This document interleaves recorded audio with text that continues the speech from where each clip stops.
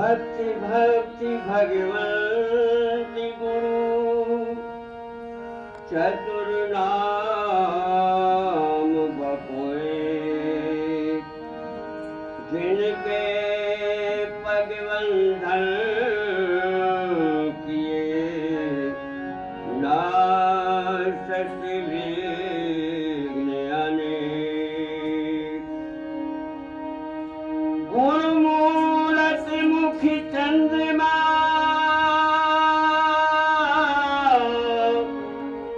सेवक नर अष्टि पहर निर्खति रहूं श्री गुरु चरण की ओर। माँ गायत्री दीजिए जैसा शाश्वत वरदान तीर बने मम साधुना सेवा कर्म प्रधान। आइए परम पूज्य गुरुदेव परम वंदनीय माता जी माँ गायत्री के सूक्ष्म संरक्षण में आज का कार्यक्रम प्रारंभ हो रहा है। सर्वप्रथम मातृ वंदना के रूप में आप एक गीत सुनेंगे। गीत के बोल है माँ बस यह वरदान चाहिए अपनेपन का भान चाहिए।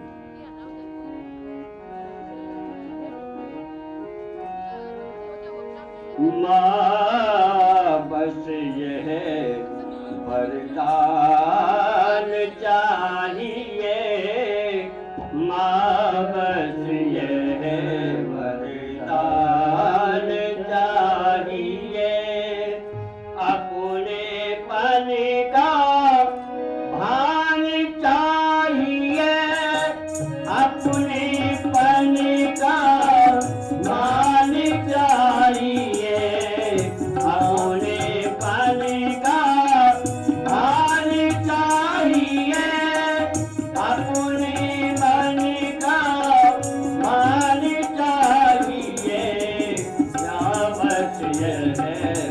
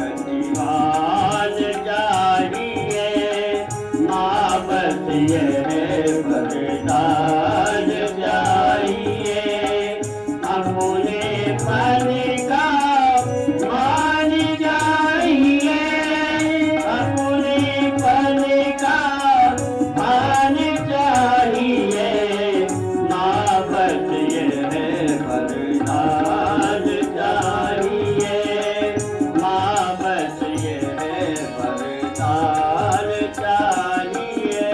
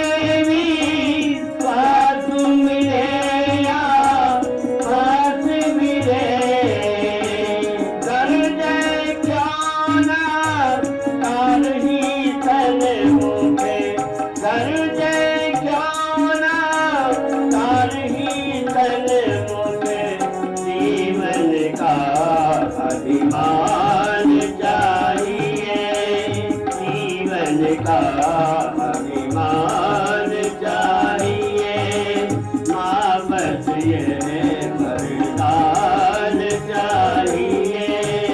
अपने पन का मान चाहिए, अपने पन का मान चाहिए, माँ बस ये वरदान चाहिए, माँ बस ये वरदान चाहिए।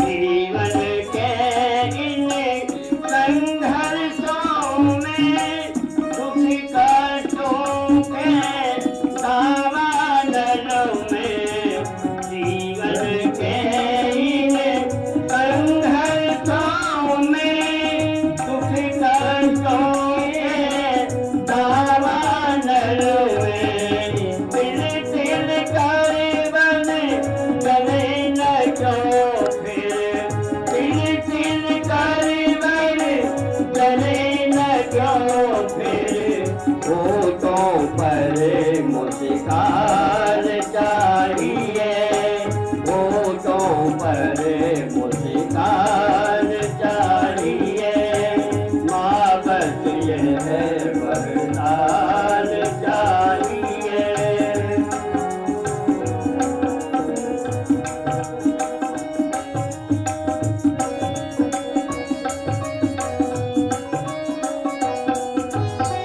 कंटक पतियों गिरना चढ़ना स्वाभाविक है, हार जीतना जीवन पथ पर गिरना चढ़ना स्वाभाविक है, हार जीतना। उठ उठ कर हम गिरे क्यों गिरे, उठ उठ कर हम गिरे उठे फिर, पर गुरुता का मान चाहिए, पर गुरुता का ज्ञान चाहिए, माँ बस ये वरदान चाहिए। अपने पन का मान चाहिए, अपने पन का मान चाहिए, माँ बस ये वरदान चाहिए, माँ बस ये वरदान चाहिए, माँ बस ये वरदान चाहिए, माँ बस ये वरदान चाहिए। दीजिए हमको सहारा, बेसहारा हो गए, है विकारों से ग्रसित हम, अज्ञानतम में खो गए। आप हैं सद्बुद्धि दाता, माँ हमें सद्बुद्धि दो, डूबतों को आपके ही कर किनारा हो गए, कर किनारा हो गए। आइए माँ गायत्री से प्रार्थना करते हैं। माँ गायत्री प्रज्ञा माता, माँ गायत्री प्रज्ञा माता, दे दो हमें सहारा, बेड़ा पार कीजिए, हमको तार दीजिए, बेड़ा पार कीजिए, हमको तार दीजिए। माँ गायत्री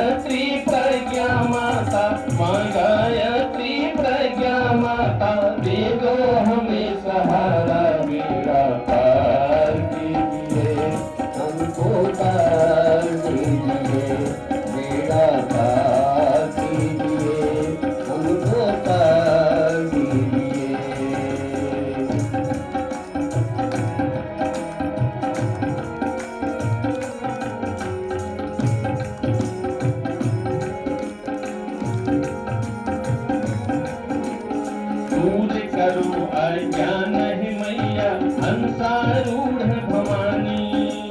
दूर करो अज्ञान है मैया हंसारूढ़ भवानी।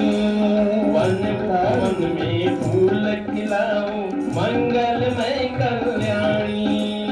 वन भवन में फूल खिलाओ मंगलमय कल्याणी। शरण गहे जो भक्त तुम्हारे, शरण गहे जो भक्त तुम्हारे, मिलता उन्हें सहारा। बेड़ा पार कीजिए हमको तार कीजिए, बेड़ा पार कीजिए हमको तार कीजिए। माँ गायत्री प्रज्ञा माता, माँ गायत्री प्रज्ञा माता, दे दो हमें सहारा। बेड़ा पार कीजिए हमको तार दीजिए, बेड़ा पार कीजिए हमको तार दीजिए।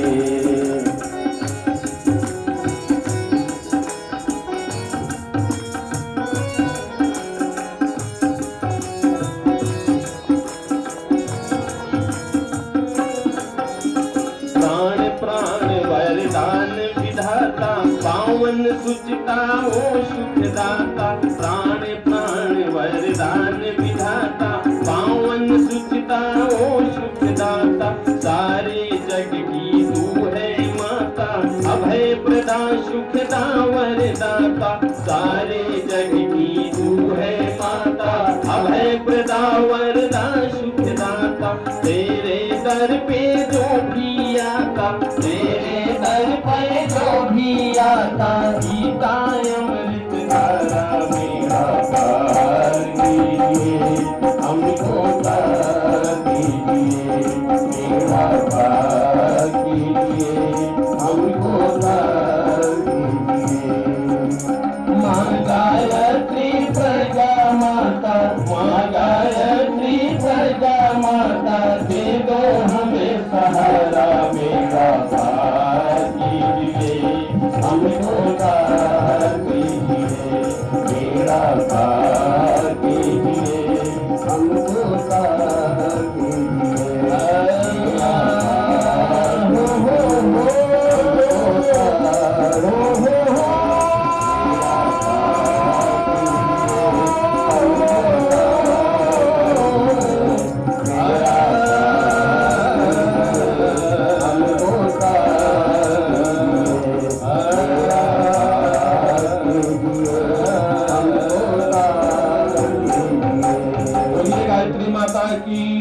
परम पूज्य गुरुदेव की, परम वंदनीय माता जी की।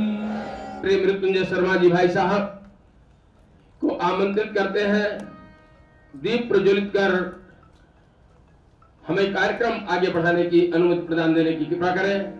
साथ में सम्माननीय श्री पांडे जी, श्री राम मुरारी गुप्ता जी, श्री प्रमोद कुमार शर्मा जी और श्री चतुर्वेदी साहब दीप प्रज्वलन में सहयोग करेंगे। धन्यवाद।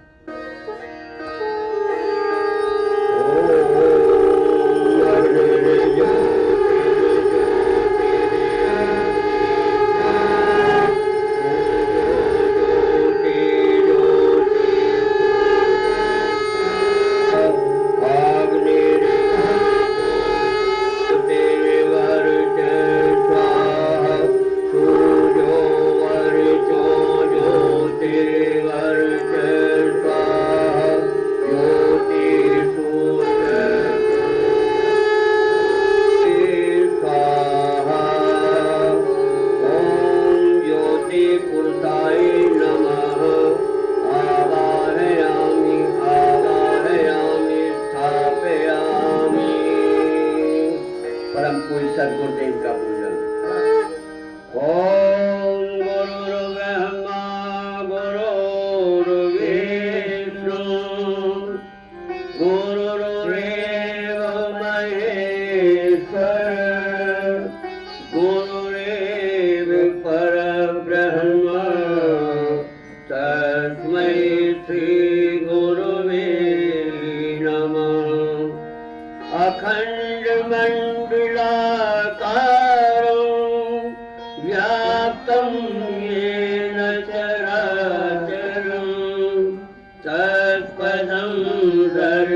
येन तस्मै श्री गुरुवे नमः।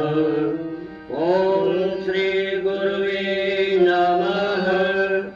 आवाहयामि स्थापयामि ध्यायामि। परम वंदनीय माता जी का पूजन। ओम मार्गवत्त्रालित्री च नेत्रवत् मार्गदर्शिका नमोस्तु गुरुसत्ताय श्रद्धा प्रज्ञायुताचय। ओम माता भगवत्यै नमः।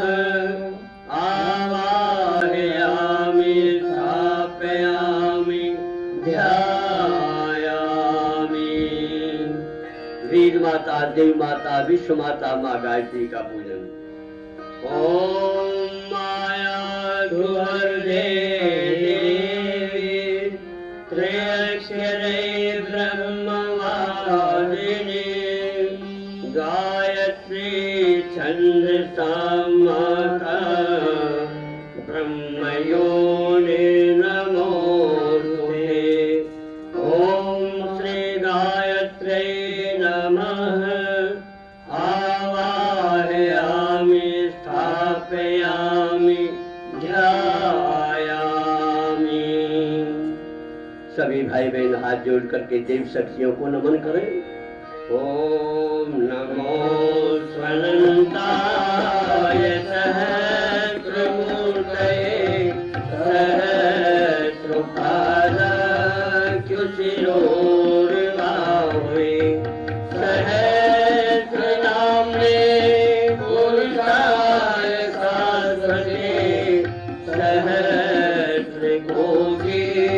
युगधारिणे नमः। सहस्रकोटि युगधारिणे नमः।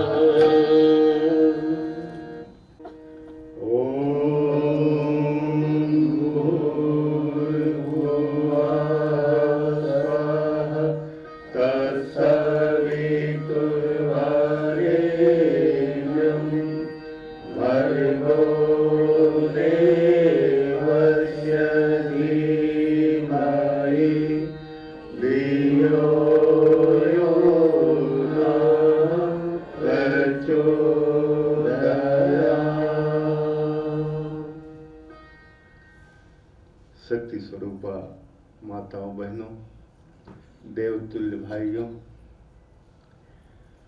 आज यहाँ परम पूज्य गुरुदेव की इस पावन तपस्थली में आपका आना हुआ। वास्तव में यह बहुत ही सौभाग्य की बात है। प्राणवान कार्यकर्ता भाई बहनों को तथा नवरात्रि में जो भी 9 दिवसीय अनुष्ठान का क्रम चल रहा है उसमें भाग लेने वाले भाई बहन ये सभी आमंत्रित किए गए। कुछ किसी कारण से नहीं आए, लेकिन आप लोग जो यहाँ आए हैं आप सभी का बहुत बहुत स्वागत है, हार्दिक अभिनंदन है। परम पूज्य गुरुदेव जिन्होंने सारे संसार में धर्म का, संस्कृति का प्रवाह फैलाया, आज पूरा विश्व उनके अनुदानों से अवनत है। विनम्र भाव से उनके लिए अपनी श्रद्धांजलि अभिव्यक्त करता है, क्योंकि उन्होंने जो कुछ किया है वह कहा जाए तो अनुपम है, अद्वितीय है, जो कि आज तक किसी ने नहीं किया था। अवतारी सत्ताएं भी आई तो जो 10 अवतार हमारे कहे जाते हैं, मत्स्य अवतार, कच्छप अवतार, वाराह अवतार, नृसिंह अवतार, उसके बाद वामन है, परशुराम है, राम है, कृष्ण है, कल्कि है, बुद्ध और उसके बाद कल्कि। तो जो 10 अवतारों की गणना आती है, उसी अवतार क्रम में गुरुदेव का अवतरण इस युग में हुआ। हम आप उनके संबंध में जानते हैं, बहुत सा साहित्य हम लोगों ने पढ़ा है। गुरुदेव से जब आग्रह किया गया कि गुरुदेव आप अपने आप से, अपनी लेखनी से अपना कुछ परिचय दें, तो लोगों के बहुत अनुरोध के बाद उन्होंने कलम उठाई और पहली बार अपने संबंध में अखंड ज्योत जून 1984 में उन्होंने लिखा। लेकिन उसमें जीवन वृत्तांत जैसा प्रसंग कम था, अतः अप्रैल 1985 में अखंड ज्योति का जो अंक निकाला गया, प्रकाशित हुआ, वह गुरुदेव के जीवन से संबंधित था, जिसका नाम था जीवन वृत्तांत विशेषांक, और वह अंक प्रकाशित हुआ। बाद में गुरुदेव ने अपने जीवन से संबंधित प्रसंगों को सजोया और वह सब प्रसंग हमारी वसीयत और विरासत पुस्तक में समाहित हुए और प्रकाशित हुए।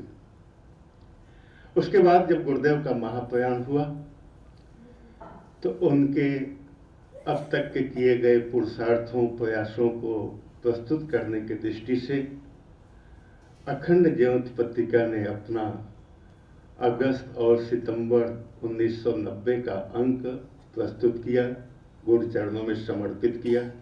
लगभग 250 पेज का वह संयुक्तांक, जिसे कि स्मृति विशेषांक के रूप में हम लोग जानते हैं, वह विशेषांक गुरुदेव के जीवन परिचय पर ही आधारित था। लेकिन महापुरुष उस अवतारी सत्ता का इतना विराट जीवन भला इन कुछ पुस्तकों से कैसे प्रकाश में आ सकता था। बाद में भी अनवरत प्रयास किया गया कि गुरुदेव के महान व्यक्तित्व, कर्तृत्व को अधिक से अधिक लोगों के बीच प्रकाश में लाया जाए। आदरणीय लीलापत शर्मा जी, जो यहाँ के व्यवस्थापक थे, उन्होंने एक पुस्तक लिखी, प्रज्ञावतार हमारे गुरुदेव। उसके बाद आदरणीय डॉक्टर साहब प्रणव पंड्या जी ने अपने सहयोगियों के साथ गुरुदेव के जीवन पर प्रकाश डालने वाली पुस्तक चेतना की शिखर यात्रा भाग 1, भाग 2 और भाग 3, जो कि अब तक प्रकाशित हो चुके हैं, फिर भी अभी उनका समग्र जीवन परिचय नहीं आ पाया। इस तरह से आदरणीय भाई साहब के संयोजन में, नेतृत्व में जब वांग्मय साहित्य का प्रकाशन आरंभ किया गया तो जो पहला खंड है वह गुरुदेव को ही समर्पित है। वांग्मय का पहला खंड युग दृष्टा का जीवन दर्शन, उसमें परम पूज्य गुरुदेव परम बंदियम माता जी के लिए लिखा गया है, उनके संबंध में विवरण दिया गया है। फिर भी हम एक कह नहीं सकते कि गुरुदेव जो कि एक अवतारी सत्ता है, उनका व्यक्तित्व तो हम आप ठीक से जानते हैं। एक दृष्टांत आता है, एक प्रसंग आता है कि जब कोई व्यक्ति समुद्र के किनारे जाता है ठंडी के दिनों में बर्फीले क्षेत्र में, तो वहां समुद्र में बर्फ की चट्टानें तैरती दिखाई देती। उन चट्टानों को देख के यदि व्यक्ति उनके क्षेत्रफल को जानना चाहे तो पता नहीं कर सकता, क्योंकि जो पानी का घनत्व है और जो बर्फ का घनत्व है उसमें अंतर होता है। बर्फ का घनत्व हल्का होता है, थोड़ा सा हल्का, तो हल्का होने के नाते वो बर्फ की चट्टान पानी में डूबती नहीं है और उसका मात्र 1/10 भाग दिखाई देता है और उसका शेष 9/10 भाग पानी के भीतर होता है। अगर उस 1/10 भाग को देख के कोई कहे कि नहीं बर्फ की लंबाई चौड़ाई तो इतनी ही है, बर्फ की मोटाई तो ऐसी ही है, तो गलत सिद्ध हो सकता है। अगर उसे जानना है तो उस 9/10 भाग को भी समझना होगा जो अप्रत्यक्ष है, जो परोक्ष है, जो दिखाई नहीं दे रहा है। तो गुरुदेव ऐसी ही महान सत्ता है जिनके बारे में हम संपूर्ण रूप से जान नहीं सकते। उनके अंदर की विशेषताएं, उनकी महानताएं, उनके दिव्य गुण हम आप उसकी कल्पना भी नहीं कर सकते। गुरुदेव का अवतरण ऐसे समय हुआ जब यह देश नहीं बल्कि पूरा विश्व संक्रमण काल से गुजर रहा था। उनके पूर्व महर्षि अरविंद, महर्षि रमण, स्वामी विवेकानंद ने इस देश में, इस राष्ट्र में जागरण के लिए पुरुषार्थ किया, लेकिन अब उसे एक महान गति देने की आवश्यकता थी। तो परमात्मा का विधान लागू हुआ और गुरुदेव इस धरती पर आए। 20 सितंबर 1911 का वह पावन दिन, आश्विन कृष्ण पक्ष त्रयोदशी, गुरुदेव का जब अवतरण हुआ तो जैसे भगवान जब दुनिया में आते हैं तो सब कुछ शुभ, सुंदर, शिवत्वमय बनता चला जाता है। गुरुदेव के जीवन में ऐसी ही अलौकिकताएं थी। उनके बचपन से ही उनके पराक्रम, पुरुषार्थ और उनकी प्राण ऊर्जा का हम परिचय पाते हैं। प्राण शक्ति, जो कि आज का विषय है कि प्राण पुरुष हमारे गुरुदेव, उनके भीतर असीम रूप से थी। जिस समय घोर अंधविश्वास फैल रहा था, नास्तिकता फैल रही थी और धर्म क्षेत्र में पाखंड जड़ जमा चुका था, गायत्री मंत्र और यज्ञ जो कि भारतीय संस्कृति के आधार है, इनको प्रतिबंधित कर दिया गया था। ये कहा गया कि नहीं, गायत्री मंत्र इनको जप नहीं करना है, यज्ञ का इनको अधिकार नहीं है। और उसके पक्ष में पूरा का पूरा समाज था। सभी लोग इस मान्यता को पकड़े हुए थे कि नहीं, गायत्री मंत्र तो बहुत महान मंत्र है और कुछ लोगों के लिए है, सबके लिए तो नहीं। और यज्ञ तो केवल कुछ विशिष्ट वर्ग के लोग ही करा सकते हैं, यज्ञ का भी अधिकार सबको नहीं। लेकिन ऐसे समय गुरुदेव ने सभी लोगों का विरोध झेला। उन सब का विरोध झेलते हुए उन्होंने संघर्ष किया और गायत्री और यज्ञ को पूरी दुनिया में पहुंचाया। जो गायत्री मंत्र लोगों के कानों में कहा जाता था, सुनाया जाता था, कोई सुन न ले, केवल कान में उसे धीरे से सुना दिया जाता था, बोल दिया जाता था, उस गायत्री महामंत्र को गुरुदेव ने सार्वजनिक कर दिया। बहुत से लोगों ने विरोध किया कि आचार्य जी ये क्या कर रहे हैं। गुरुदेव ने कहा कि भाई हम जो कुछ कर रहे हैं उस समय के अनुरूप है और सत्य के अनुरूप है, तथ्य के अनुरूप है, शास्त्र के अनुरूप है। हमारा जो कुछ चल रहा है वह कहीं से भी काटने योग्य नहीं। लोग उनका विरोध करने लगे। 1952 में जब गीता जयंती के दिन गायत्री तपोभूमि की जमीन खरीदी गई, लोगों को पता चला कि आचार्य जी गायत्री मंदिर बनाने वाले हैं। तो जो समाज के लोग थे, विभिन्न वर्गों के लोग, सब बड़ी जिज्ञासा की दृष्टि से देखने लगे। अब कुछ लोग तो बिल्कुल विरोध में आ गए।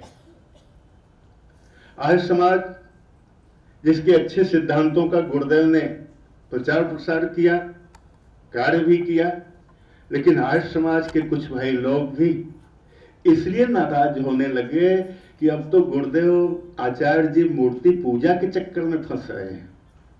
मूर्ति पूजा तो इन्होंने आज तक नहीं की, लेकिन अभी जब गायत्री माता की मूर्ति स्थापित करेंगे तो मूर्ति पूजा में चले जाएंगे। ये तो हमारे सिद्धांत के विरोध की बात है।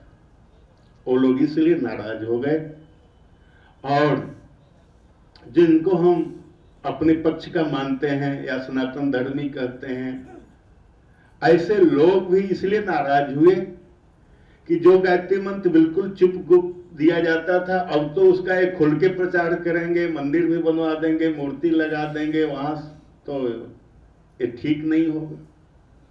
और हर जाति का आदमी, हर ढंग का आदमी पंडित बन जाएगा। पंडित, जो पंडित लोग यज्ञों में बैठने नहीं देते थे, और आज वही लोग जिनको बैठने का अधिकार नहीं मिला था, वो मंच पे बैठ के और यज्ञ कराएंगे, गायत्री मंत्र बोलेंगे, दीक्षा देंगे। भला उस जमाने में किसको सहन हो सकता था? सहनशीलता से बाहर की बात थी। लेकिन गुरुदेव का वह प्रखर प्राण, मनोबल, उनका संकल्प बल आमादा था इसको कर दिखाने के लिए। बिल्कुल 52 की ही बात है, दिसंबर पत्रिका में बात आई है। कुछ लोगों ने विरोध किया, बोले और तो सब चीज गलत है ही, ये जो मंत्र लेखन इन्होंने चालू करा है ये भी गलत है।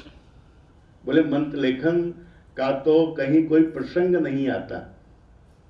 उन महोदय ने लिखा था कि हमने 10-20 पुस्तक पढ़ी है गायत्री संबंध में, और इसमें तो कहीं मंत्र लेखन की बातें हमने नहीं पाई। आचार्य जी मंत्र लेखन का प्रचार कैसे करते हैं?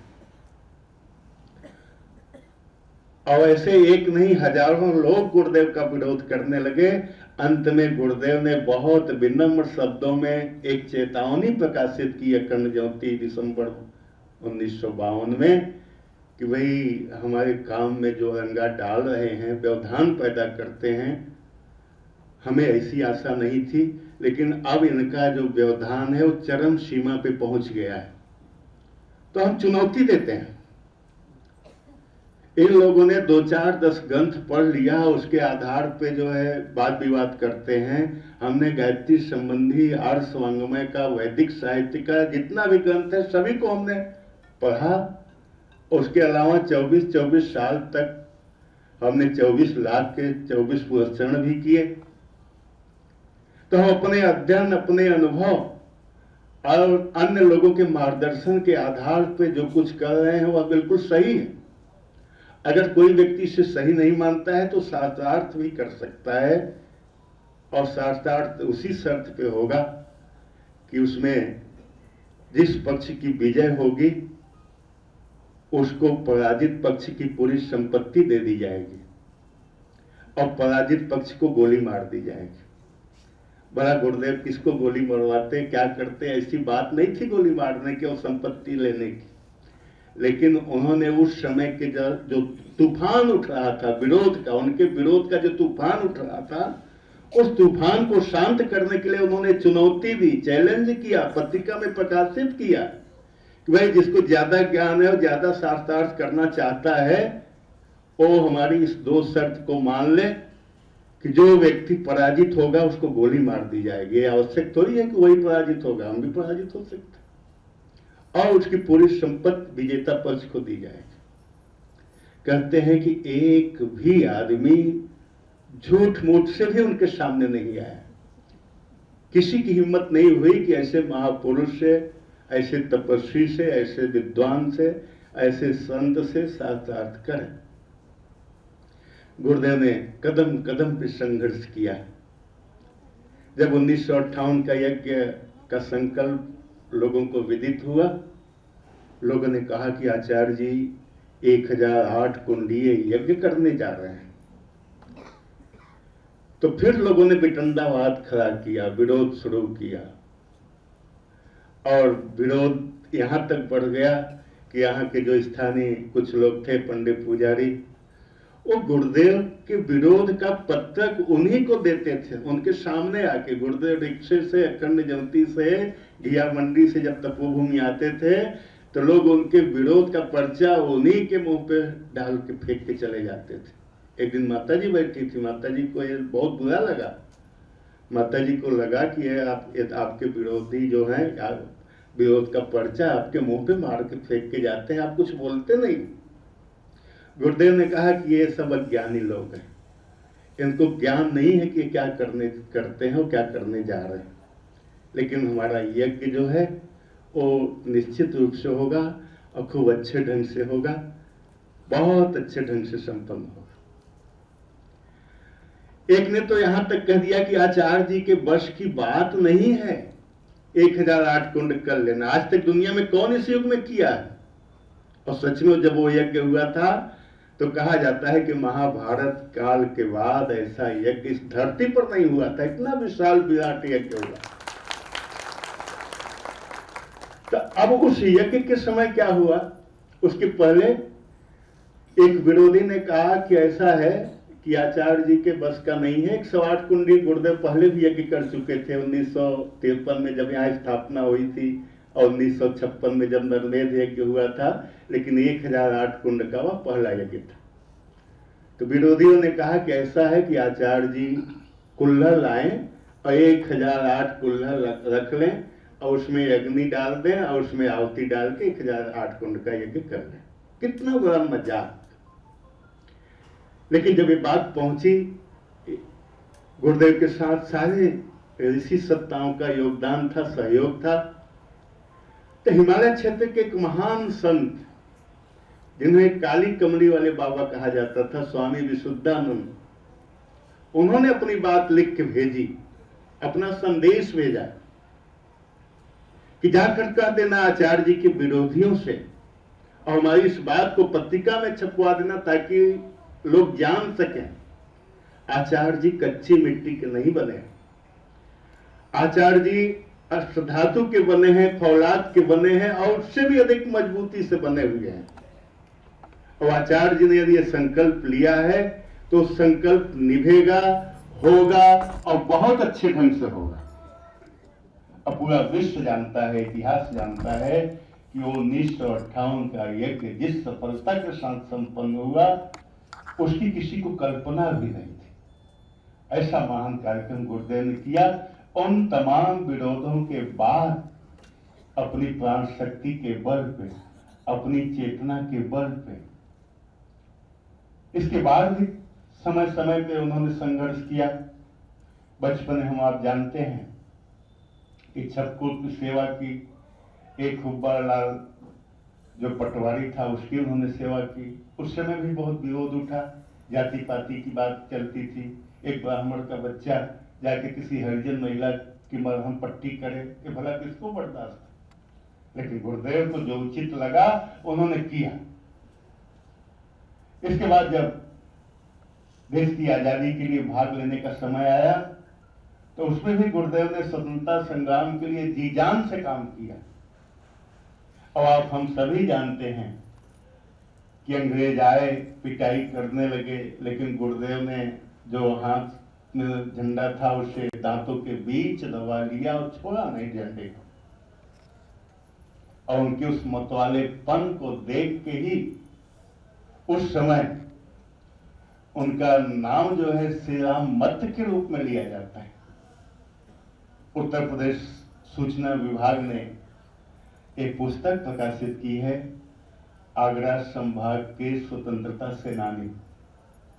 उस पुस्तक में गुरुदेव का वर्णन आया है, उनके संबंध में बताया गया है और उन्होंने आजादी के संग्राम में जो महान योगदान दिया है उसके कुछ पहलुओं को व्यक्त किया गया है। जब आजादी मिल गई देश को तो गुरुदेव ने कहा कि इस देश के लिए हमको अब विशेष रूप से देश की राष्ट्र की जागृति के लिए काम करना है। आजादी हमें मिली लेकिन वह केवल राजनीतिक आजादी थी। सामाजिक रूप से, सांस्कृतिक रूप से जो हम पराधीनता को ढो रहे थे वो पराधीनता हमारे जीवन में थी। उस पराधीनता को, उस दासता को हमें हटाना है। उन्होंने समाज के लोगों से कहा कि भाई आप लोग धर्म क्षेत्र के हैं और भारत में धर्म मंच से, धर्म क्षेत्र से ही कोई क्रांति की जा सकती है। यदि वैचारिक क्रांति भी करनी है तो उसमें धर्म मंच का, धर्म क्षेत्र का सहारा लेना होगा। तो आप लोग तो काफी संख्या में हैं। धर्म क्षेत्र के लोगों की संख्या उन दिनों 56 लाख के लगभग थी। 1940-41 में फरवरी में गुरुदेव ने इसको दिया भी है। तो उन्होंने सोचा कि देश आजाद हो गया है और आजादी के बाद धर्म क्षेत्र में इतने बहुत से लोग हैं, इतनी बड़ी फौज है, सेना है, तो हम इनके सहयोग से क्रांति पैदा करेंगे। सांस्कृतिक क्रांति, नैतिक क्रांति, आध्यात्मिक क्रांति, सामाजिक क्रांति, ताकि इस देश को हर दृष्टि से आजाद कराया जाए और इस देश का जितना उत्कर्ष हो सकता है, विकास हो सकता है, प्रगति हो सकती है, उसे हम सब जो वर्तमान में जिम्मेदार हैं उसे करें। लेकिन कोई भी तथाकथित साधु, महात्मा, संत तैयार नहीं हुआ। गुरुदेव की एक कल्पना थी कि भारत में 7 लाख गांव हैं और 56 लाख साधु बाबा, और एक एक गांव में अगर ये महात्मा लोग पहुंचे तो एक गांव के पीछे 8 महात्मा आते हैं, और 8 महात्मा जिस गांव की उन्नति के लिए लग जाएंगे, उस गांव से गंदगी चली जाएगी, नशा दुर्व्यसन चला जाएगा, शिक्षा चली जाएगी, वो गांव एक आदर्श गांव बन सकता है। लेकिन नहीं, ये महात्मा तथा कथित धर्म क्षेत्र के लोग बोझ बने हुए हैं। तो कहते हैं कि जब आपको किसी रेखा को छोटी सिद्ध करनी हो तो उससे बड़ी रेखा खींच दीजिए, वो रेखा को कुछ मत कीजिए। गुरुदेव ने समानांतर एक संगठन दे दिया पूरे विश्व में, उस संगठन का नाम है गायत्री परिवार। उन्होंने क्रांति पैदा की। अगर गायत्री परिवार में निस्तेज बन जाए, प्राण शक्ति से कमजोर हो जाए, तुम्हारे गुरुदेव की अपेक्षा पे हम खड़े नहीं उतर पाए। तो गुरुदेव की अपेक्षा पे खड़े उतरने के लिए आप सब लोग यहाँ आए हैं। प्राणवान वास्तव में जिसमें प्राण चेतना का बाहुल्य था, वो लोग आए, और आज उन्हीं के बीच में महाप्राण परम पूज्य गुरुदेव के जीवन गाथा के कुछ प्रसंग यहाँ बताया जा रहा है। तो गुरुदेव में प्राण चेतना का बाहुल्य था, असीम प्राण ऊर्जा उनके जीवन में थी। हम आप जानते हैं 8 जनवरी 1984 की घटना है। एक दुष्ट व्यक्ति, आतताई व्यक्ति गुरुदेव के ऊपर पिस्तौल से गोली चलाई, लेकिन महाकाल का विधान, महाकाल की इच्छा, उसकी गोली पिस्तौल में उलझी रह गई, निकल नहीं पाई, चल नहीं पाई। अब वो आदमी ठेके का आदमी था, उसको पैसा मिला हुआ था कि भाई आचार्य जी को तुम मार के आओगे तो तुमको इतना लाख, इतना पैसा, इतनी राशि हम देंगे। जब पिस्तौल नहीं चला, उसकी गोली नहीं चली, तो उसको लगा कि नहीं, मार के तो जाना है, तभी तो पैसा मिलेगा। चाकू उसने लिया और चाकू से कई वार किए, लेकिन गुरुदेव ने सब वारों को झेला। कहते हैं उस महापुरुष ने, हमारी लेखनी कभी बंद नहीं होनी चाहिए अंतिम श्वास तक, इस भाव से उन्होंने अपने दाहिने हाथ को सुरक्षित रखा। इससे आगे लिखना है, विचार देना है, समाज का परिवर्तन करना है, अभी बहुत कुछ सामने हमें लाना है। इसलिए अगर कुछ नुकसान भी होता है तो इस बाएं हाथ को हो जाए। सारे वार को उन्होंने बाएं हाथ से झेला, और अंत में वो चाकू से, छूटे से भी कुछ नहीं कर पाया, तो गुरुदेव उसको ढकेल दिया और नीचे गिर गया। वो भी देखने लगा इस महापुरुष में कौन सी ऐसी ताकत है कि हमारे दोनों अस्त्र शस्त्र जो है वो फेल हो गए, न तो गोली चली, न चाकू से हम बहुत कुछ कर पाए, कटपिट गया, वो बात अलग है।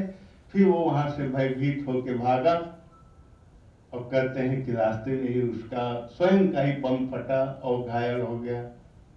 और जो जिसने उसको भेजा था वो व्यक्ति पाखंडी, धूर्त व्यक्ति, प्रयागराज कुंभ में, माघ मेले में आता था। कहते हैं कि जो जैसा करता है वैसा भोगता है। गुरुदेव ने तो क्षमा कर दिया था, लेकिन प्रयाग और काशी के बीच एक खड़िया स्थान है, वहां वो लौट रहा था, और उसके पीछे से लगभग 300 मीटर दूर से बदमाश लोगों ने, उसके विरोधी लोगों ने गोली चलाई, और उसके सहित 4-5 लोग मारे गए। उसकी भी दर्दनाक बुरी मौत हुई। तो गुरुदेव ने किस तरह से साहित्य को, लेखन को और अपने विचारों को पूरी दुनिया में फैलाने के लिए हम आपके माध्यम से, संगठन के माध्यम से, उन्होंने एक स्वप्न सजोया, एक अभियान चलाया, और आज हम इस अभियान को देखते हैं पूरी दुनिया में फैल रहा है। अगर इस ज्ञान यज्ञ की गंगा की शुरुआत को देखा जाए, उसके गोमुख और गंगोत्री को देखा जाए तो ये गायत्री तपोभूमि ही है। गायत्री तपोभूमि ज्ञान यज्ञ की गंगा के लिए आरंभ का बिंदु है, गोमुख है, गंगोत्री। यहां से ही गुरुदेव ने 1963 में युग निर्माण योजना के नाम से इस संचालन किया। उस समय जब गायत्री मंदिर बना तो उस समय के साधनों की उपलब्धता के आधार पर मंदिर बना दिया गया, यज्ञशाला बन गई और सब व्यवस्थाएं हो गई। लेकिन कालांतर में यहाँ जगह भी, जहां आप बैठे हैं तो उस समय जगह थी नहीं, जगह भी लेनी पड़ी, जगह भी बढ़ानी पड़ी, निर्माण भी करने पड़े। और आदरणीय भाई साहब ने जब से व्यवस्था संभाला उसके बाद से आप देखते हैं ऊपर जो भोजनालय है, एक प्रवचन हॉल है, इस सब नया निर्माण हुआ। यहाँ पार्क हुआ करता था, लेकिन आवश्यकता आई तो इसका निर्माण यहाँ किया गया। इसके बाद आप देखते हैं यज्ञशाला के दाएं बाएं एक तरफ कार्यालय और साहित्य केंद्र, वो भी अभी कुछ दिनों पहले ही बना है, 5, 7, 10 वर्षों के समय में ही।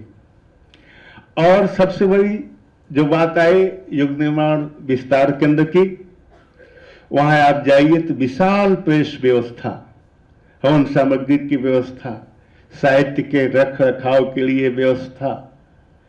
और उस बिल्डिंग से काम नहीं चला तो एक अलग बिल्डिंग जिसमें कि प्राकृतिक चिकित्सालय चलता है, गौशाला है, वहां पे व्यवस्था की गई। ये गुरुदेव का मत्स्यावतार हो रहा है, मत्स्यावतार चल रहा है और इस मत्स्यावतार को हमें समझना है और इसके लिए सहयोग देना है।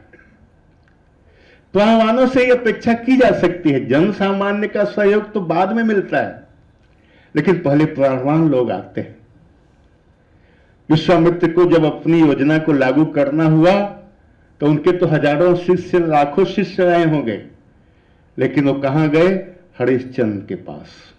हरिश्चंद्र के पास गए, राजा हरिश्चंद्र से उन्होंने कहा कि ऐसा है कि भाई मुझे कुछ चाहिए। राजा हरिश्चंद्र ने कहा कि भाई क्या चाहिए गुरुजी बताइए। बोले मना तो नहीं करोगे? बोले नहीं, मना नहीं करेंगे। बोले आपका संपूर्ण राज्य चाहिए। उन्होंने कहा ले लीजिए। कैसा शिष्य, कैसा अनुयायी और कैसा गुरु, न गुरु के मन में संशय हुआ कि देगा कि नहीं देगा, और न शिष्य के मन में संशय हुआ कि हम दें कि ना दें। ऐसी आदर्श व्यवस्था। उन्होंने कहा जो कुछ आप मांगते हो आप ले लीजिए। उन्होंने कहा आपने दान तो कर दिया लेकिन दक्षिणा भी चाहिए। तो बोले भाई इतना राज्य दे दिया तो उसमें से दक्षिणा ले लीजिए, आप ले लें। उन्होंने कहा नहीं, ये दक्षिणा नहीं, ये तो जब आपने हमको सब दे दिया तो आपका तो रहा नहीं कुछ, अब इसके लिए तो आपको इतना देना होगा। उन्होंने कहा ठीक है, ये भी शर्त हमें मंजूर है, हम अपने को बेच देंगे, नौकर बन के कठिन पुरुषार्थ करेंगे, पत्नी को बेच देंगे, न अपने बेटे का हित देखा, न पत्नी का हित देखा, न कुछ देखा, न कुछ। अब गुरु के काम के लिए, अपने मार्गदर्शक के काम के लिए, अपनी बात को निभाने के लिए वो तैयार हो गए। और उन्होंने जो निभाया आज तक पूरी दुनिया को प्रेरणा दे रहा है। जब उस इतिहास को कोई व्यक्ति पढ़ता है, भामाशाह प्रताप जी के सहयोग में आगे आए। राणा प्रताप जो जंगलों में घास की रोटी खाते हुए घूम रहे थे, हमारे पास पैसा है और हमारे देश का राजा, एक संत, एक महापुरुष जंगलों में घास की रोटी खाने को विवश हो जाए तो हमको धिक्कार। ये पैसा किस काम का है, किस लिए आएगा, किस दिन काम आएगा।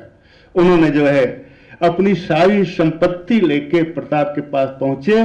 बोलिए आप तकलीफ में मत रहिए, आप पुनः अपनी सेना को संगठित कीजिए, सेना बनाइए, आक्रमण कीजिए, जितनी पूंजी हमारे पास है उसको हम सबका सब देते हैं। जमनालाल बजाज ने अपनी सारी संपत्ति दे दी। कहने का इतिहास है कि भारत देश तो ऐसा है कि लोगों ने अपने मांस काट काट के दे दिए, अपनी हड्डियां तक दे दी, लेकिन संस्कृत को नहीं भुलाया, सिद्धांतों को नहीं भुलाया, आदर्शों को नहीं भुलाया। आज गायत्री तपोभूमि को कुछ ऐसी आवश्यकता है। परम पूज्य गुरुदेव के ही द्वारा निर्मित गायत्री मंदिर का पुनर्निर्माण चल रहा है। और गायत्री मंदिर के पुनर्निर्माण के साथ और भी योजनाएं यहाँ चलेंगी। उन सब के लिए आज अंशदान की आवश्यकता है, आज समय दान की आवश्यकता है, आज अन्य साधनों की आवश्यकता है, और उसकी पूर्ति सभी लोग उसमें भाग लेंगे, सभी करेंगे, लेकिन प्राणवानों से एक विशेष अपेक्षा हो जाती। हम अब सभी जानते हैं कि जब गुरुदेव दीक्षा देते थे तो समयदान अंशदान का संकल्प कराते थे। बाद के लोगों ने भी उस प्रथा को निभाया, आज भी वो प्रथा चलती। लेकिन अखंड ज्योति में एक मार्मिक बात गुरुदेव ने लिखा। उन्होंने कहा, भाई आप दीक्षा लेते हैं, हमारे शिष्य बनते हैं, हमको अपना अभिभावक मानते हैं, गुरु मानते हैं, पिता मानते हैं, तो आप हमारी एक बात भी मानना। बोले कौन सी बात मानना? बोले भाई आपके परिवार में कोई बच्चा पैदा हो जाए, आप 5 लोगों का परिवार था, और जब छठा कोई उसमें आ जाएगा तो उसको आप खाना पीना देंगे कि नहीं, दूध पानी दवा देंगे कि नहीं, उसकी परवरिश करेंगे कि नहीं? मान लीजिए आपका खर्च 1000 रुपए महीने में 5 लोगों का चलता था, तो अब 1000 में 6 लोगों का चलेगा, क्योंकि उसको आप उपेक्षित नहीं कर सकते, उसको आप देंगे। तो बोले गुरुदेव ने कहा कि भाई हमको अपना गुरु मत मानना, पिता मत मानना, अभिभावक मत मानना, हमको अपने घर का एक बच्चा मान लेना। और एक घर का बच्चा मान लेना तो जो खर्च घर के एक सदस्य पे, एक बच्चे पे आता है, उतना जरूर हमारे लिए निकालना। इस तरह से 15 से 20% की बात आती है। हम 15 से 20% गुरुदेव के लिए नहीं निकाल सकते तो 10% निकाले, 10 नहीं निकाल सकते 5% निकाले, कुछ तो करें उसके लिए जो कि हमारे परिवार का अभिभावक बन गया है, गुरु बन गया है, पिता बन गया है, और ये सब नहीं माने तो हमारे घर का एक बच्चे जैसा जिसने अपने लिए मांग की है। और गुरुदेव के लिए व्यक्तिगत की मांग नहीं है। उनको क्या चाहिए? गुरुदेव शांति कुंज में रहते थे, हम आपको विदित होना चाहिए कि वहां भी जो उन्होंने भोजन प्रसाद लिया, उनके शरीर पे जो खर्च आता था वो स्वयं मृत्युंजय भाई साहब यहां से भेजते थे। संस्था का 1 पैसे का धन गुरुदेव ने अपने जीवन में कभी नहीं लगाया, बल्कि अपना सारा का सारा धन उन्होंने जो उनको बांड से मिला था जमींदारी के, गायत्री तपोभूमि की जमीन को खरीदने में लगा दिया, और माता जी के पास जो जेवर थे उसे यहाँ के भवन बिल्डिंग को बनाने में लगा दिया। तो ऐसे त्यागी, ऐसे महापुरुष, ऐसे औढ़दानी के हम अनुयायी हैं, शिष्य हैं, तो हमें भी उन्हीं के पद चिन्हों पे चलने का प्रयास करना है। हमारा गुरु 100% में 100% प्राणवान है, प्राण से भरा हुआ है। हम भी उनके पद चिन्हों पे चलें और उनके लिए कुछ कर सकें। तो उसके लिए सबसे अच्छा, समीचीन, सामयिक और श्रेष्ठ अवसर आज हम लोगों के बीच में आया है, क्योंकि इस गोमुख को, इस गंगोत्री को मजबूत करना है। अगर ये गोमुख है, गंगोत्री मजबूत हुई तो जो अविरल प्रवाह चल रहा है वो पूरे देश और विश्व में वो चलता रहेगा और अधिक गति से चलेगा। क्योंकि गुरुदेव का काम अभी कुछ नहीं हुआ है, जबकि बहुत सा दिखाई देता है।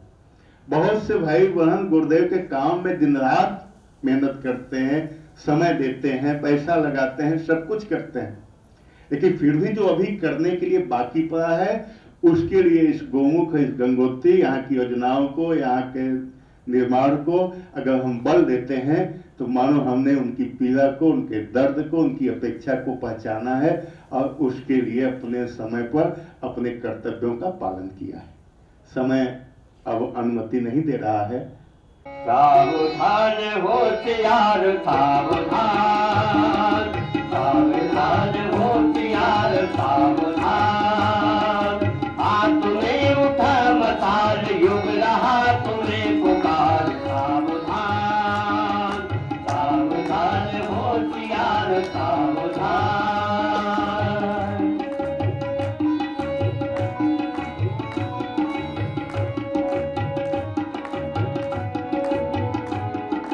एक युद्ध जीत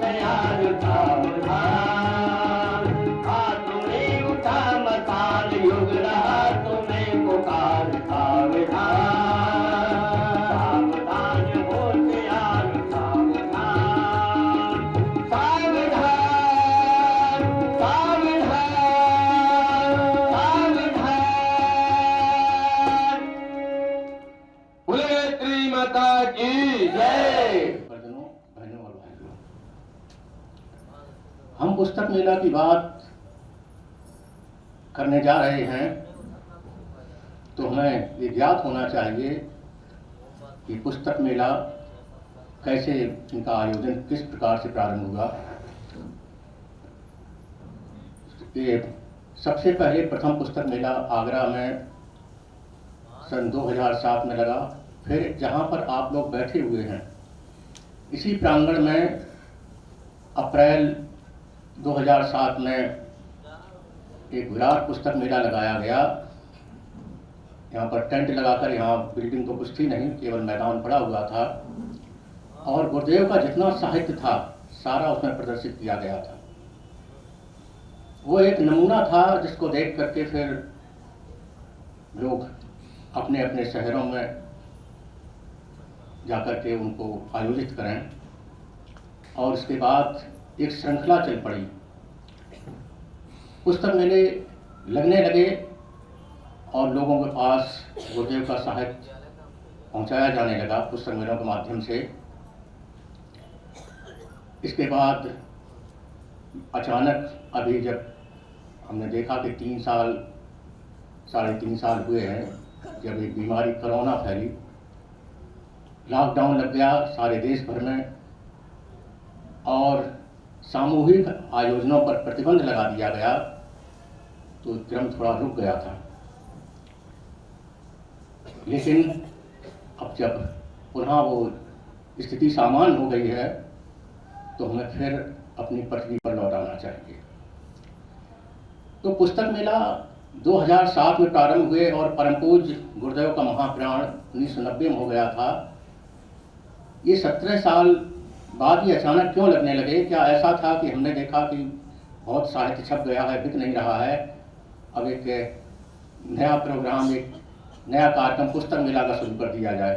बहनों भाइयों, यहाँ पर जो कुछ भी होता है, या दूसरे शब्दों में कहीं पत्ता भी हिलता है तो उसके पीछे परम पूज्य गुरुदेव की प्रेरणा और उनका दिशा निर्देश ही काम करता है। पहले हम थोड़ी इसकी पृष्ठभूमि आपको बता दें, पुस्तक मेला तक हम कैसे पहुंचे। प्रारंभ में परम पूज्य गुरुदेव ने एक जिम्मेदारी सौंपी। जितने लोग भी हमारे मिशन से जुड़े हुए थे, दीक्षा लेते थे, उनसे एक शर्त रखी कि तुम हमारे विचार जन जन तक पहुंचाओगे और उसके लिए उन्होंने झोला तैयार करके दिया कि इसमें झोले में किताबें रख करके लोगों से संपर्क करो। जब उनके पास जाओगे झोला देखकर पहचान जाएंगे कि हाँ ये कोई गायत्री परिजन आया हुआ है और उसे आग्रह के साथ में तुम पुस्तक देना। और उन्होंने इसके बारे में उस समय के खंड ज्योति में लिखा है, ज्ञानघट झोला पुस्तकालय हमारे लिए पिंडदान और तर्पण के श्रेष्ठतम आधार माने जा सकते हैं। हमने अभी पिछले महीने 1.5 महीने पहले अपने पूर्वजों का श्राद्ध तर्पण किया था। गुरु जी गुरु माता का भी जो शरीर से नहीं है उनका भी किया जाता है, लेकिन परम पूज्य गुरुदेव ने उसी समय 50 साल पहले ये बात लिख दी थी कि हमें सबसे अधिक संतोष किससे मिलेगा, कौन सा श्राद्ध तर्पण करोगे? ज्ञानघट और झोला पुस्तकालय। ज्ञानघट क्या था? हम रोज कुछ बचत करें और उसको हम एकत्रित करते चले जाएं और फिर उसका साहित्य लेकर के लोगों को फैलाएं। बहुत थोड़ा, उन्होंने ज़्यादा नहीं मांगा था। प्रारंभ तो उन्होंने किया था सन 53-54 में, जब उन्होंने ये बात कही थी 10 पैसा प्रतिदिन। लेकिन अब 10 पैसा क्या, आप रुपया 2 रुपया भी आजकल कुछ मायने नहीं रखता है। फिर उन्होंने कहा हमें आधा कप चाय पिला दिया करो। तुम दिन भर में 4-6 कप चाय पी जाते हो, आधा कप चाय नहीं पियोगे तो कोई बड़ा नुकसान नहीं होगा। तो हम जानते हैं आजकल 10 रुपये की चाय आती है, अगर 5 रुपये भी रोज हम बचाएंगे तो 150 रुपये में अभी 4-4, 5-5 रुपये की पॉकेट बुक्स हमारे यहाँ मिलती हैं। उनको लेकर के आप काफ़ी लोगों में 30-35 किताबें आ जाएंगी, उनको पहुँचा सकते हैं। तो खैर ये तो आप क्या करेंगे क्या नहीं वो आपको सोचने की बात है, लेकिन परम पूज्य गुरुदेव ने कहा इस पुण्य कार्य में लगे हुए परिजनों को हमारी 5 चीज़ें मिलेंगी: स्नेह, आशीर्वाद, संरक्षण, सहयोग और सानिध्य अपने ऊपर बरसता हुआ दिखाई पड़ेगा। जो क्या करेंगे, झोले में साहित्य लेकर के जन जन तक पहुंचाएंगे। अब उन्होंने देखा अगर ये काम किया होता तो आज जो परम पूज्य गुरुदेव ने कहा कि हमारे विचार जन जन तक पहुंचाओ, सारे विश्व में फैला दो, तो वो सारे विश्व में फैल गया होता। और कितना टाइम लगता, थोड़ा आप कैलकुलेशन कर लीजिए, कोई कठिन कैलकुलेशन नहीं, बड़ा सरल सिंपल है। और अभी हो सकता है या हो जाता, पिछले किसी भी वर्ष में अगर ऐसा संकल्प ले लिया होता हमारे परिजनों ने, तो संभव था। हमारी संख्या कितनी है? अभी 3 साल पहले जो वहाँ से घोषित किया गया था शांतिवन से, डॉक्टर साहब ने प्रज्ञावान पाक्षिक में भी छपा हुआ था कि अब हमारी संख्या 15 करोड़ हो गई है। 15 करोड़। 15 करोड़ कौन थे? जो दीक्षा लिए हुए हैं, जिन्होंने संकल्प लिया था। 2 संकल्प अनिवार्य रूप से लिए जाते, समयदान और अंशदान। इसके बिना हमारी दीक्षा पूरी नहीं है, अधूरी है। हम नाम के लिए केवल दीक्षा लिए हुए हैं। अंशदान, समयदान, उस समयदान में हमें क्या करना था? हमारे जो 15 करोड़ लोग थे उसमें 1 करोड़ लोग बाहर आ जाते। हमने मान लिया कि 15 लोगों का एक परिवार बना दिया जाता, जिसमें सारे लोग गायत्री परिवार से दीक्षा लिए हुए हैं। 14 लोग ये काम नहीं कर पा रहे हैं, नहीं समय दे पा रहे, एक व्यक्ति निकल आता, तो कितनी संख्या? 1 करोड़। 1 करोड़ और सारे संसार के पढ़े लिखे लोगों की संख्या और भी होंगे, उन्हें छोड़े दे रहे हैं, 700 करोड़ है। तो एक व्यक्ति के हिस्से में कितने? 700 लोग आ रहे थे और केवल एक व्यक्ति से संपर्क करते, जो 1 घंटा समय मांगा था, तो एक व्यक्ति क्या ढूंढे नहीं मिलता जिससे हम जाके पूछते कि आपने क्या हमारे गुरुदेव की कोई पुस्तक पढ़ी, उनके विचार पढ़े हैं? जरूर मिल जाता आपको। आप अपने पड़ोस में ही जाके पूछ लीजिए कि कितने लोग मिशन को जानते हैं। मिशन को सभी लोग जानते हैं। गायत्री परिवार को कितने लोग जानते हैं? हम सभी लोग जानते हैं। कैसे जानते हैं? वो बड़े बड़े यज्ञ होते रहते हैं, मोहल्ले में जाकर के किसी घर में यज्ञ होता, वहाँ चले जाते हैं, आहुति डालते हैं। उनके विचारों को पढ़ा अपने गुरु जी हमारे जो हैं, तो बहुत ही कम लोग मिलेंगे जो कहेंगे हाँ उनके विचार हम रेगुलर पढ़ते हैं, या एक आध कोई किताब पढ़ ली होगी। हम पूछें तुमने आपने इस बारे में, इस संबंध में कुछ पढ़ा है, तो वो नहीं पढ़ा होगा। तो इस तरह से एक व्यक्ति ढूंढना कठिन नहीं। तो अगर एक व्यक्ति, रोज हम एक व्यक्ति को, इस 1 करोड़ लोग विचार देते रहें, तो सारे विश्व की 700 करोड़ जनसंख्या 1 साल 11 महीने लगेंगे। 1 साल 11 महीने जब भी हम ये करें, लेकिन आज तक वो नहीं हो पाया। 50 साल बीत गए, वो काम पूरा नहीं हो पाया क्योंकि हमने ध्यान नहीं दिया। इसके बाद परम पूज्य गुरुदेव ने कहा कि इसे काम नहीं चल पा रहा है। उन्होंने ज्ञान रथ की प्रेरणा दी और कहा कि इन ज्ञान रथों को लेकर के हमारे साहित्य को लेकर चलो। तो ज्ञान रथ क्या है? उसको, उसमें साहित्य सजाया जाता, सजा के रखा जाता है। उसको एक छोटी पुस्तक प्रदर्शनी मान सकते हैं। पुस्तक मेला हम बड़े उसका साहित्य सब में पूरा फैलाते हैं, उसमें काफ़ी टेबल्स लगाते हैं, सारा साहित्य लगाते हैं, प्रदर्शित करते हैं। उसमें थोड़ा ही साहित्य लेकर चल पाते हैं, लेकिन एक नमूना होता है कि देखो इस तरह से ये गुरुदेव का साहित्य है और उसमें भी सबके रुचि की पुस्तकें मिल सकती हैं। उसके लिए उन्होंने एक बहुत ही महत्वपूर्ण बात कही। मई 1971 की अखंड ज्योत में वो छपी हुई है। जून में वो 71 में यहाँ से चले गए थे और उस समय उन्होंने अखंड ज्योत में जो बात लिखी है, आप पढ़ लीजिए अपनों से अपनी बात में। उन्होंने लिखा है कि हम कोई यज्ञ का बड़ा आयोजन करें तो इसमें चल पुस्तकालय यानी ज्ञान रथ को सम्मिलित करके रखना चाहिए। उसके खर्चे से ही उसकी व्यवस्था बनानी चाहिए और उस यज्ञ की स्मृति में एक ज्ञान रथ अवश्य ही संचालित होना चाहिए। उनका अधिक से अधिक संग्रह किया जाए और बहुत ही किफायत से उसको खर्च किया जाए। उसके बाद जो पैसा बचता है उसको स्थानीय आवश्यकताओं के लिए ना रोक करके कहाँ देना चाहिए? पढ़ लीजिए, प्रमाण रखा हुआ है, गायत्री तपोभूमि की योजनाओं में दे देना चाहिए। गायत्री तपोभूमि, क्योंकि 1 महीने बाद वो शांति बन जा रहे थे।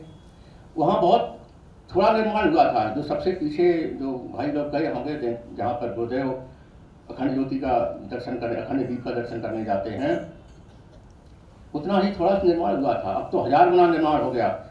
वो सारा निर्माण होना पड़ा था।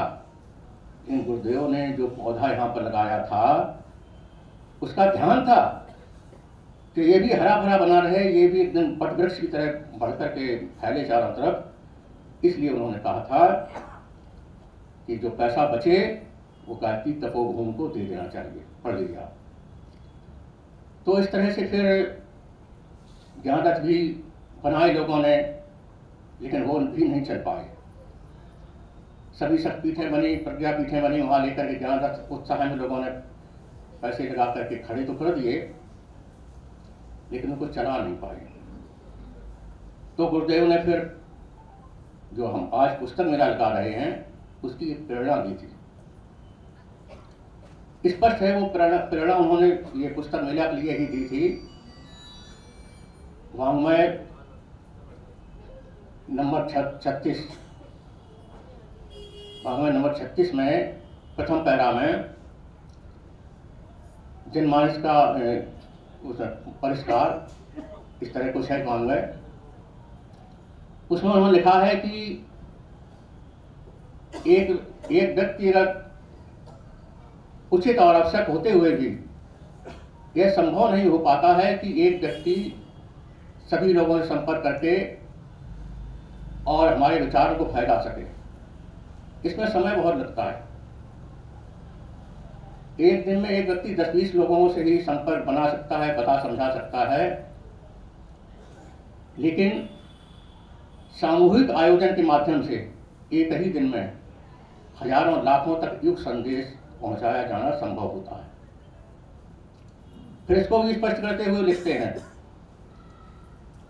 इसलिए झोला पुस्तकालयों, चल पुस्तकालयों, पद यात्राओं और पाठशालाओं के द्वारा जनसंपर्क भी चलता रहे, साथ ही सामूहिक आयोजनों के क्रियाकलाप भी उत्साहपूर्वक चलते रहे। अब इसके साथ में उन्होंने जो लिखा है, ये सारे कार्यक्रम जो हम करेंगे, झूला पुस्तकालय, ज्ञान रथ और जनसंपर्क करेंगे चंचल के घर में, इसका सीधा मतलब है उनके साहित्य का विस्तार करना, उनके विचारों को फैलाना। तो उसके लिए उन्होंने जो लिखा है सामूहिक आयोजन, वो यही पुस्तक मेलों का है। अब उनका ये इस तरह से साहित्य क्यों पहुंचाना चाहते थे, किसी भी तरह से ये सारे समाज में, सारे लोगों में पहुंचाया जाना चाहिए, क्यों इसके लिए वो इतने अधिक इच्छुक थे, इसका भी हम कारण समझ लें। उन्होंने लिखा है अपनी आत्मकथा में, हमारी वसीयत और विरासत में पढ़ लीजिए, नवयुग यदि आएगा तो विचार शोधन द्वारा ही, वह लोहे और लहू से नहीं आएगा। समाज का परिवर्तन होगा तो विचारों के द्वारा ही। इसलिए हमें विचार क्रांति पर पूरा ध्यान देना चाहिए। और इसके बाद वो और स्पष्ट करते हुए लिखते हैं, उन्होंने लिखा है कि लेख लिखने और पुस्तकें छाप करके बुक शेयर का धंधा करने वाले हम दुकानदार नहीं हैं। हमारी प्रतिभा, विद्या और क्षमता असाधारण है। उसको बाजार में भुनाया जाए तो बहुत कुछ प्राप्त किया जा सकता है। लेखन और प्रवचन हमारा व्यवसाय नहीं, बल्कि हमारे अंतःकरण की ऐंठन है, जो इसलिए होती रहती है कि हमारी उपलब्धियों का लाभ हमारे अन्य जो परिजन हैं उनको भी मिलना चाहिए। तो इस तरह से उन्होंने अपना धर्म कर्तव्य समझते हुए, उनको तो ज्ञान था, उनको जरूरत नहीं थी इतना अधिक ज्ञान वो, लेकिन वो बांटना चाहते थे। अतः ज्ञान था उनके अंदर, जो उन्होंने चारों वेदों का अभ्यास किया और एक प्रज्ञा पुराण लिखा और 3200 पुस्तकें लिखकर चले गए।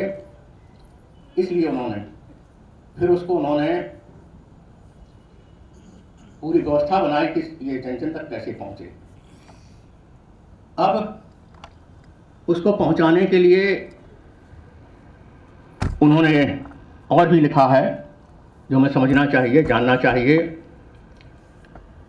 एक उनका उद्बोधन है, उसका एक अंश मैं सुनाता हूँ। उसमें उन्होंने कहा है कि युग साहित्य को हमने विचार क्रांति अभियान के रूप में लिखना शुरू कर दिया है। हमारे विचारों को आप पढ़िए और हमारी इस आगे की चिंगारी को लोगों में फैला दीजिए। उन्होंने अपने विचारों को आगे की चिंगारी क्यों कहा है? इससे क्रांति करना चाहते हैं वो, केवल ये नहीं कि पढ़ लेंगे और हमें ज्ञान प्राप्त हो जाएगा, हम बड़े ज्ञानी बन जाएंगे। इससे क्रांति करना चाहते थे। और उन्होंने उसमें आगे यह भी लिखा है, हमारे विचार बड़े पैने हैं, बड़े तीखे हैं। हम दुनिया को पलट देने का जो दावा करते हैं वह अपनी सिद्धियों से नहीं, अपने इन्हीं विचारों से करते हैं। मतलब उनके विचार वो स्वयं मानते थे कितने अधिक प्रभावशाली हैं, क्योंकि उन विचारों को भी वो कहते थे ये मेरे अपने विचार नहीं हैं। जिस समय वो 6 घंटे की उपासना करके लिखने बैठ जाते थे और जब उनका महापुरुष चरण पूरा हो गया, 24 लाख के 24 महापुरुष चरण पूरे हो गए, उसके बाद ही परम पूज्य गुरुदेव कहते हैं, उन्होंने लिखा है कि 4 घंटे की उपासना हमारी अनवरत चलती रही। उसको उन्होंने बंद करके नहीं रख दिया कि बस सब खत्म हो गया और छुट्टी पा गए। 4 घंटे साधना करते रहे, क्योंकि जिस समय वो साधना में बैठते थे, जो देव शक्तियाँ थीं, दिव्य शक्तियाँ थीं, उनका जो विचार प्रवाह था उनके मस्तिष्क में आता था और वो वहाँ लिखने बैठ जाते थे। 6 घंटे या 4 घंटे साधना के बाद 3-4 घंटे उनका लेखन चलता था। उसके बाद वो एक गिलास जल ग्रहण करते थे। इतना अधिक तपस्या के साथ उन्होंने उसको साहित्य को लिखा है, तो उसका प्रभाव बहुत अधिक होना चाहिए। लेकिन अगर हम उसे न फैला पाए तो ये हमारी कमी है, गुरुदेव की नहीं। आगे उन्होंने लिखा है कि आप आज भगवान ने हाथ पसारा है, इसलिए पसारा है दुनिया बदलने के लिए, और भगवान की हथेली पर रखने वाला कभी घाटे में नहीं रहा।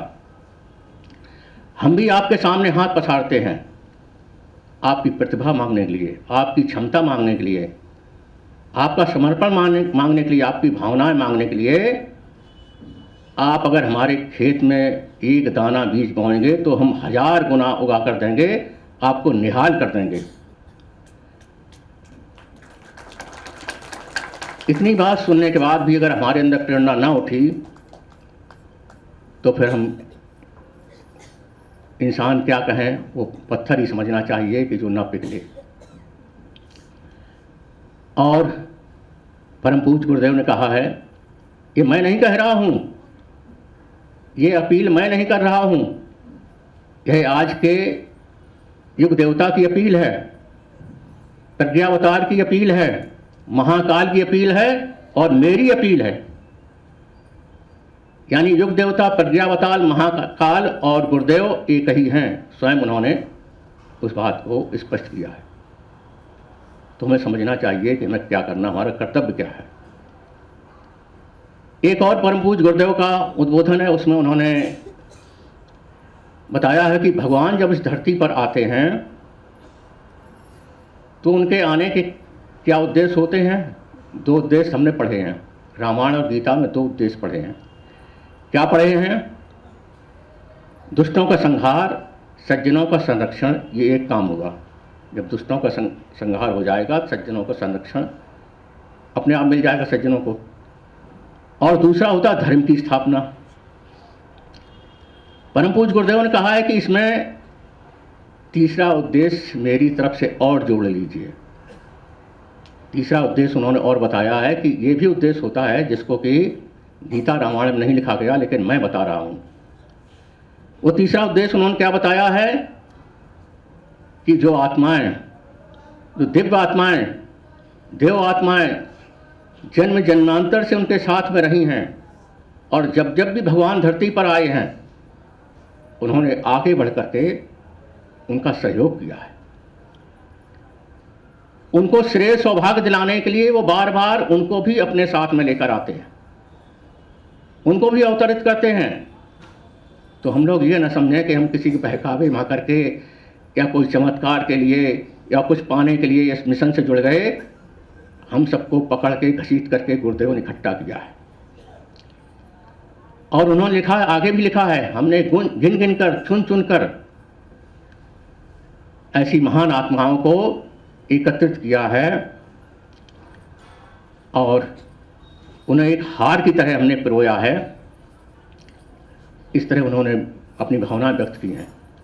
तो हमें समझना चाहिए कि हम क्या हैं और हम गुरुदेव के लिए हमें क्या करना चाहिए। एक और बहुत महत्वपूर्ण बात परम पूज्य गुरुदेव ने लिखी, उसे हमें जानना चाहिए। उन्होंने कहा है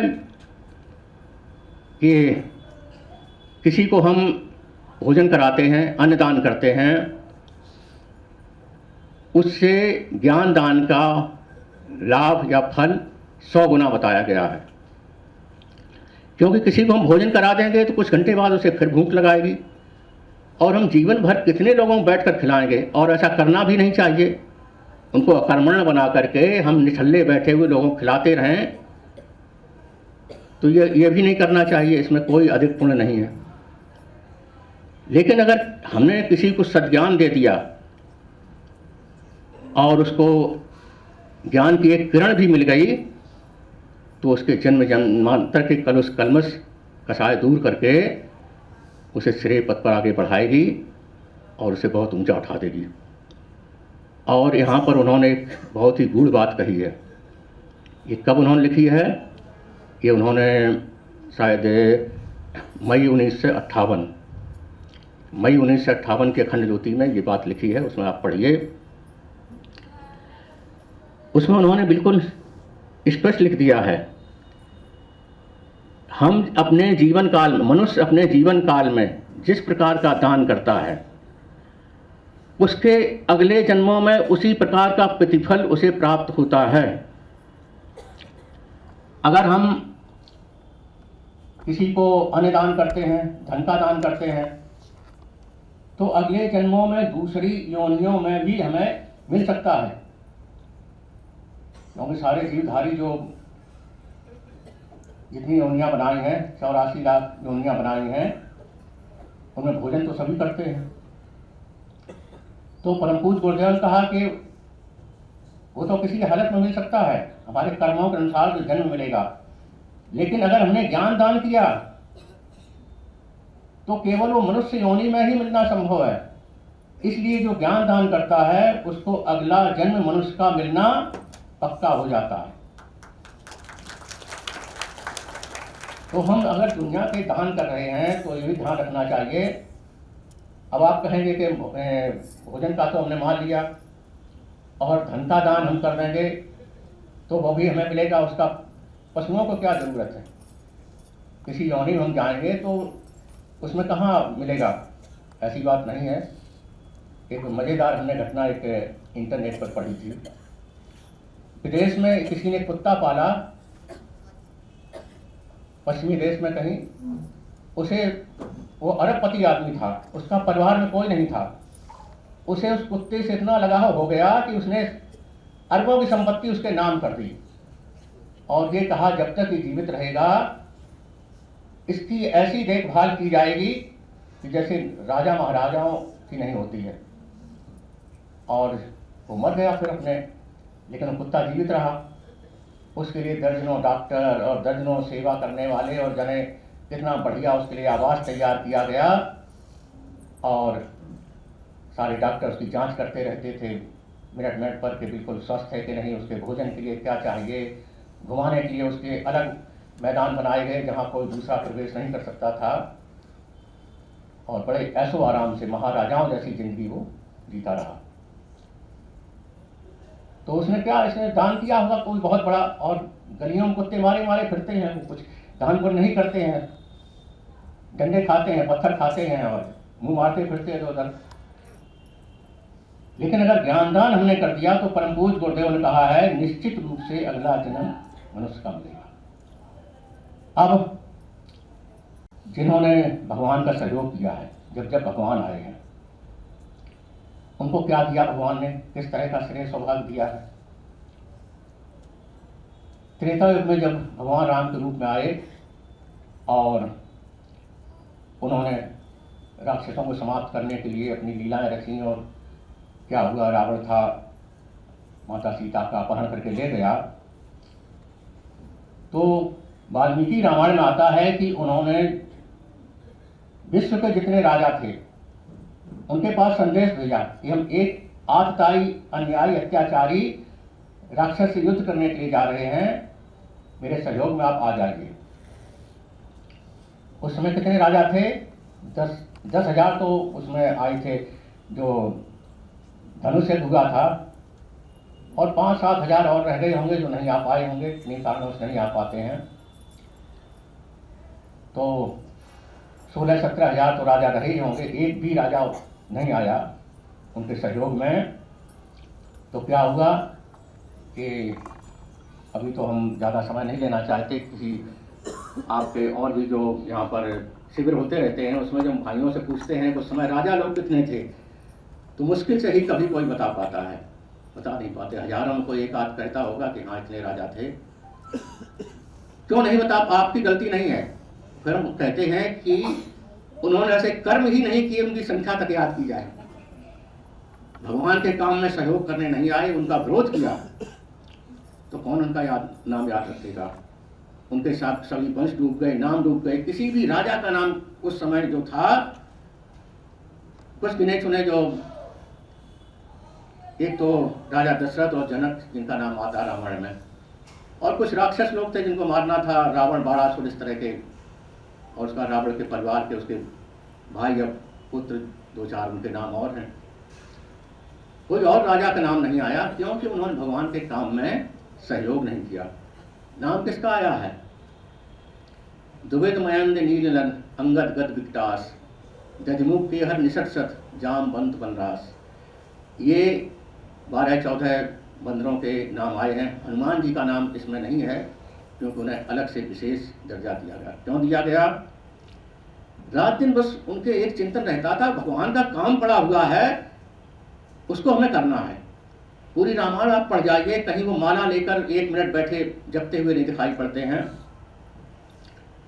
केवल भगवान, जब भगवान काम समाप्त हो गया तब उन्होंने खूब पूजा की, खूब ध्यान लगाया, सब कुछ किया, लेकिन भगवान के काम के समय में उनका ध्यान रहता था केवल भगवान के काम में। इसलिए जब कोई पूछता था हनुमान जी आप थोड़ा आराम भी कर लिया करिए, तो कहते थे राम काज कीने बिना मोह कहाँ विश्राम। राम के काम करने में जो मुझे आराम मिलता है वो बैठे ठाले में नहीं मिलता है।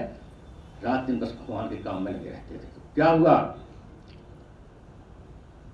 हम देखने निकल जाएं उत्तर भारत में तो हमें अधिक जानकारी, और अभी उधर दक्षिण तरफ नहीं गए हैं, नहीं कह सकते हैं। जब आपको 10-15 मंदिर हनुमान जी के मिल जाएंगे जहां वो अकेले खड़े मिलेंगे, तो कोई मंदिर ऐसा मिलेगा जहां भगवान राम का दरबार सजाया गया होगा, उसमें भी जाके देखिए हनुमान जी भी आपको बैठे मिल जाएंगे। अगर राम दरबार में जहां पर वो चारों भाई, माता सीता और उनके साथ हनुमान ना दिखे तो लोग कहेंगे तो अधूरा चित्र है, हनुमान जी कहाँ इसमें है। अयोध्या में सबसे बड़ा मंदिर बनने जा रहा भगवान राम का, और वहाँ की परंपरा है, वहाँ पर जो भी दर्शन करने जाता है रामलला बालक रूप में वहाँ पर भगवान राम दिखाए गए हैं, और उनके तीनों जो भाई हैं सभी बालक रूप में हैं।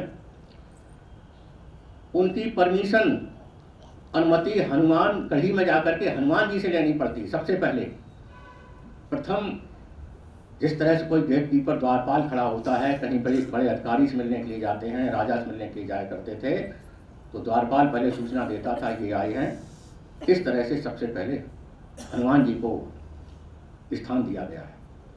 क्यों दिया गया? उनका जो समर्पण था, अपना समर्पण इसलिए, और परम पूज्य गुरुदेव ने भी नाम लिया है ऐसे लोगों का जिन्होंने उनके इस विचारों के विस्तार में, उनके साहित्य के प्रसार में अपने समय और साधन लगाए हैं। उनका नाम भी लिया है, सार्वजनिक रूप से लिया है। ये घटना जुलाई 1985 की है, जब मैं शांतिकुंज में 1 महीने के लिए युग शिल्पी सत्र करने के लिए गया हुआ था और गुरुदेव उस समय सूक्ष्मीकरण साधना में थे। उसी जुलाई महीने में गुरु पूर्णिमा का पर्व पड़ा। हजारों लोग देश और विदेश से वहाँ पहुँचे थे और वंदनीय माता जी से आग्रह कर रहे थे कि गुरुदेव को दर्शन करा दीजिए। करीब 1.5 साल हो गया है, हमें दर्शन नहीं हुए हैं, हम लोग दर्शन करना चाहते हैं। माता जी ने कहा, देखो मैं कुछ नहीं कर सकती हूँ, मैं गुरुदेव से तुम्हारी बात, गुरुदेव के पास तुम्हारी बात पहुँचा दूँगी, क्योंकि केवल माता जी को छूट मिली हुई थी। वो भी बहुत थोड़े समय के लिए वहाँ पर उनको भोजन पहुँचाने 24 घंटे में एक बार भोजन पहुँचाने के लिए जाती थी। तो जितनी देर में वो 10, 15, 20 मिनट में भोजन करते थे, उसी समय माता जी सूचनाओं का आदान प्रदान भी कर लेती थी। गुरु जी ने कहा, देखो हमारे गुरु ने जो हमें निर्देश दिया है, जो संकल्प कराया, उसको मैं नहीं तोड़ सकता हूँ। उन्होंने कहा, ये तुम्हारी 2 साल जो साधना चलेगी, इस साधना काल में न तो किसी के दर्शन करना है तुम्हें, न अपना दर्शन देना है, बिल्कुल एकांत में रहना है। फिर बहुत आग्रह बढ़ा तो गुरुदेव ने कहा, ठीक है चलो हम दर्शन देंगे, लेकिन अपने हिसाब से। क्या हुआ था, गुरु पूर्णिमा का जो दिन था, 1 दिन पहले सूचना प्रसारित कर दी गई कि कल प्रातःकाल प्रवचन हॉल में सभी लोग पहुंच जाएं। इसलिए पहुंच जाएं गुरुदेव का उद्बोधन सुनने के लिए। तो वहाँ क्या, जब हम लोग पहुँचे, जाकर के सभी लोग पहुँच गए ठीक 4:30 बजे। वहाँ पे जो खंभे बने हुए हैं उनमें टीवी सेट बांध दिए गए थे और गुरुदेव के कक्ष से उनका लाइव टेलीकास्ट किया गया था वीडियो कॉन्फ्रेंसिंग के द्वारा। और उसमें गुरुदेव ने जो 30-35 मिनट का जो अपना उद्बोधन दिया था, बहुत ही कई महत्वपूर्ण बातें कही थी। लेकिन एक बात जो मैंने उस समय गांठ में बांध ली, जो मेरे दिल में उतर गई कि गुरुदेव चाहते क्या है, वो काम अगर किया जाए तो हमारा कल्याण सबसे अधिक है और हमारा मिशन से जुड़ना, गुरुदेव से जुड़ना सफल हो जाएगा। तो उन्होंने एक संस्मरण जो सुनाया छोटा सा, उसको मैं सुनाना चाहता हूँ। उन्होंने उसमें प्रारंभ में ही कहा, सुल्तानपुर के लखपत राय वकील को मैं कभी भूलता नहीं हूँ। सुल्तानपुर के लखपत राय वकील को मैं कभी भूलता नहीं हूँ। उस साधना काल में जब गुरुदेव ने कहा था, न तुम्हें किसी से मिलना है, न किसी बारे में सोचना है, उस समय भी उनको एक व्यक्ति याद आ रहा था, सुल्तानपुर के लखपत राय वकील। क्यों याद आ रहे थे? तो हमारा दिमाग जाता है कि शायद उन्होंने बहुत बड़ी रकम दे दी होगी, कोई बहुत बड़ा उनका वो बनवा दिया होगा कोई कुछ, लेकिन ऐसा कुछ नहीं था। अब उन्हीं के मुँह से सुनिए गुरुदेव का, जो मैं अपने शब्दों में कह रहा हूँ। वो बताते हैं, उसमें वो छप गया है, आप पढ़ लीजिए, छोटी सी कोई पॉकेट बुक्स है, पॉकेट बुक्स की एक किताब है जो जन्म शताब्दी प्रवचन पुस्तक माला की 100 किताबों का सेट है। उसमें एक छोटी पॉकेट बुक्स है, हर घर बने देव मंदिर और ज्ञान मंदिर। तो उसी में वो पूरा प्रवचन उनका छपा हुआ है। उन्होंने कहा, जब मैं सन 1971 में मथुरा छोड़कर शांतिकुंज आया तो लखपत राय मेरे पास आए और बोले, गुरुदेव हमारे सुल्तानपुर में एक बार और चलकर यज्ञ करा दीजिए, एक बार और यज्ञ करा दीजिए। एक बार और का मतलब है गुरुदेव पहले भी गए होंगे। गुरुदेव बोले, बेटा मैं तुम्हारे सुल्तानपुर में कितने बार जाके यज्ञ कराऊं? मैं 2 बार वहां पर जाके यज्ञ करा आया हूं, 100 लोग तो आते नहीं। अब आप कल्पना कीजिए, अब गुरुदेव के नाम पर जो अश्वमेध हुए उनके महाप्राण बाद, उसमें 20-20 लाख तक लोग आए।